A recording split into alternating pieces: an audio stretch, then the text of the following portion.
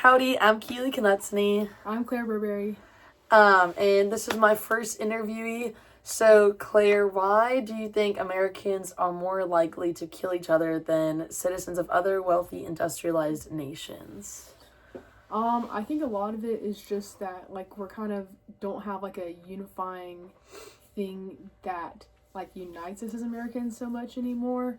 And so people, like, view their differences kind of a lot more as extremes. And so they're willing, like, if you can't, like, find any way to, like, relate to the other people, then you're more likely to, like, view them as less than a human and therefore, like, not really have a problem taking their life.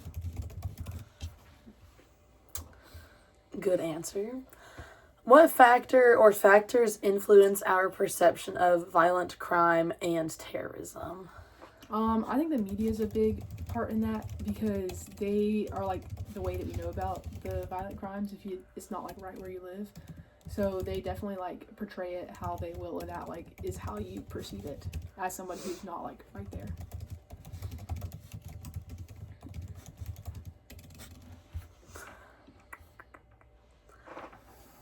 For you personally, how does violent crime or terrorism affect you mentally, emotionally, and in your day-to-day life? Why? I would say like if I hear about it, then obviously I'm like sad for like the people who are affected. I wouldn't really say it affects like me particularly so much because I haven't been involved in any like mass violent crimes or terrorism or anything so far. I don't know, it kind of makes me like a little angry that like somebody would think that that's like their right to like take somebody else's life for stupid like disagreements or whatever, but yeah.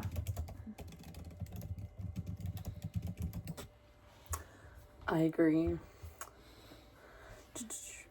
Okay, what solution do you support to reduce this intentional killing of Americans, and why? I think that a lot of reasons, like a lot of people who are like committing these mass crimes and stuff have a lot of like mental illnesses and stuff. So like, having some way to like address the mental illnesses earlier and get them kind of more of like the help they need, and also just like I don't know how this would like actually be feasible, but like figuring out a way to like find common ground again and like make the like working more towards compromise, because like as the left and the right get more like separated and there's like a bigger gap between them, I feel like that's what causes the more like violence and mass crime, because like people they can't even view like the other side as like something that's like working towards the same goals as them. Like everyone ultimately wants to like be happy and prosperous and want the good for others. They just disagree about how to get there, and so like the two sides can't even like reconcile and find any similarities between them. So I think that causes like more violence and stuff. So Dang, that's a good answer. It's very true. You mentioned like mental illnesses are a big factor in like people who do like commit these acts. Do you feel that's also like a thing of like child abuse or like how you were raised, in a sense? Like if you had a lot more like obstacles than other people, that could be a factor too, that could be like approached earlier on?